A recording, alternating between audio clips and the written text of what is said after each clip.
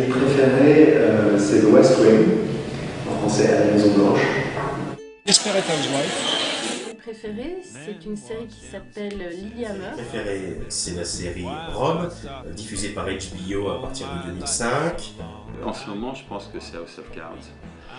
Et par ailleurs, c'est une série qui s'est attachée à décrire d'une manière extrêmement réaliste, précise, circonstanciée, la vie dans ce lieu névralgique du pouvoir qu'est la Maison Blanche, singulièrement l'aile ouest de la Maison Blanche, dans laquelle se situe le bureau du président et ses proches collaborateurs. Et je crois que pour ceux qui ont eu l'occasion d'en voir des épisodes, il y a une forme de fascination absolue de se trouver plongé par la série dans ce cœur du pouvoir pour les États-Unis, mais aussi pour le monde. Il reste des épisodes de la série qui portent sur des sujets qui sont portés et d'ampleur très certainement dans le cadre de ce pays, les États-Unis et même le continent américain. L'écriture scénaristique est extrêmement intelligente et aboutie. C'est vrai à l'échelle de chacun des épisodes, c'est vrai à fortiori dans la quantité d'une saison et des 7 saisons successives. Et cet aboutissement, c'est aussi le fruit d'un travail très important sur les personnages eux-mêmes, sur leur développement, leur évolution, sur leur personnalité. Le côté très remarquable de cette saison de West Wing, c'est aussi le fait qu'on finit par éprouver un attachement très fort à ces personnages, y compris parce qu'ils ont parfois des moins sympathiques ou un peu irritants. Elle a bénéficié tout du long des conseils de quelqu'un qui a vécu la Maison Blanche, qui était conseiller du président du gouvernement, qui s'occupait des questions de santé, Lydie Myers. Yes, you're snickered, as if to indicate there was something wrong with my wanting to see a girls' softball game live via satellite. Well, you seem pretty excited about it, sir. They're ready for you, Mr. President. Thanks, Phil. I am excited about it. You come to the end of a long day, you sit back, you open a beer, you watch a sporting event. That's what men do. They watch girls softball? When that's what's on, that's what they watch. It's that or a cricket match between Scotland and Bermuda. Now, I am an educated man, Charlie, but when somebody tries to explain cricket to me, all I want to do is hit him in the head with a teapot. Car Desperate Housewives montre à la fois la complexité de la vie, les difficultés des moments de la vie, mais aussi la force des femmes, la tendresse des femmes et l'humour des femmes. Donc c'est quelque chose que j'adorais, j'ai suivi tous les épisodes, je les ai tous vus. Et c'est vraiment la série qui m'a le plus plu dans ce que j'ai vu récemment. Staying gorgeous while the three of you age horribly. Américano-norvégienne, qui a été diffusée sur Netflix et ensuite sur Canal+ en France.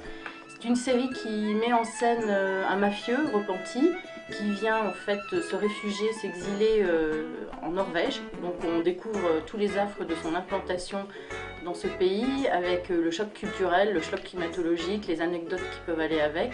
C'est un scénario qui est une comédie tragico-burlesque, il y a quand même un peu d'action et un peu de quelques victimes, on va dire, liées à son passé mafieux. Mais l'ensemble du scénario est assez hilarant, donc c'est un bon moment, en tout cas en termes de série.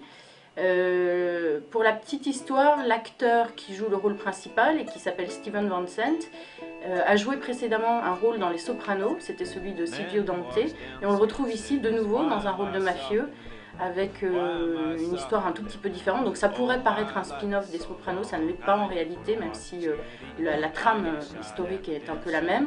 Et puis autre petite anecdote concernant cet acteur, assez drôle, en fait il était bassiste jusque-là dans les concerts de Bruce Springsteen, et il a été repéré par un agent comme ayant un talent potentiel pour la comédie. Ils l'ont recruté pour Les Sopranos, ça a tellement bien marché que maintenant on le retrouve dans un rôle de mafieux également, mais dans cette série tournée en Norvège. I went against his advice, Father. I got hooked up with the wrong people.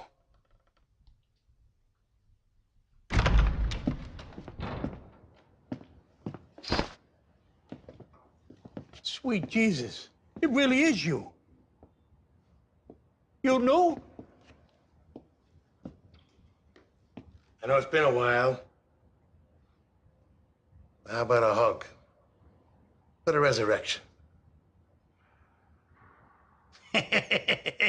Come here, you mug. Watch the hair, watch the hair. You look great, you bum. You too, pal. You too.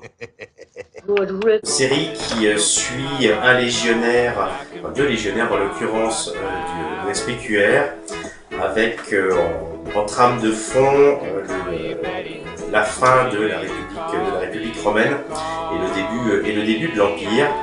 Un intérêt très fort, non pas pour la partie historique, parce que sans surprise, les producteurs prennent des libertés assez fortes sur tout ça, mais par contre un vif intérêt sur la science politique notamment, et à voir les luttes entre celui qui deviendra plus tard Octave César, et de l'autre côté quelqu'un qui est très latin et qui peut-être crée tout l'intérêt de la série, et l'acteur qui joue Marc-Antoine, et sur la fin de l'Empire égyptien sous contrôle romain.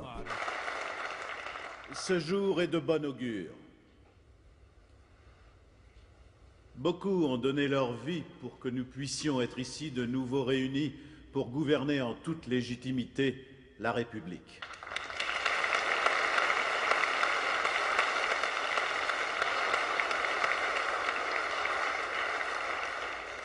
Et afin de prouver à quel point ce nouveau recommencement nous agrée, accueillons le plus jeune consul de toute l'histoire de Rome, Caius Octave César. Pourquoi j'aime House of Cards? Parce que d'abord c'est dans l'actualité, je préfère les séries qui sont dans l'actualité, qui rebondissent sur des choses qui existent, parce que aussi les personnages sont extrêmement intéressants et qu'il y a des rebondissements sans arrêt, et que je pense que c'est assez symptomatique de ce qu'est la vie politique aux États-Unis, mais aussi dans les grandes démocraties, avec des coups tordus dans tous les sens. Voilà. Donc j'attends la saison 3 avec beaucoup d'impatience. J'aime aussi des séries comme Game of Thrones, à cause de l'inventivité, à cause du côté absolument génial de la créativité, des personnages, etc. et des histoires. Donc j'aime bien les séries qui ont des histoires aussi, et pas les séries sur l'histoire. C'est-à-dire que Borgia, ça m'intéresse pas, ou Rome, ça m'intéresse pas, parce que c'est une falsification de la réalité. Donc c'est une espèce, c'est un péplum. Donc c'est pas, donc ça m'amuse moins, même si je regarde ça comme je regarde aussi Viking ou autre. Voilà, sinon, écoutez, j'aime bien. Il y a une série que j'aimais beaucoup, qui je crois qu'elle est finie, qui est MI5, qui est une série anglaise sur le contre-espionnage anglais, et que j'aimais bien aussi parce que ça se passe sur les conflits qu'on a aujourd'hui, donc sur le terrorisme, l'Irak, l'Afghanistan, Al-Qaïda, etc., etc. Voilà. Welcome to Washington. Hold on, Taya. Hold on. Even you, sweet giant. Hold on.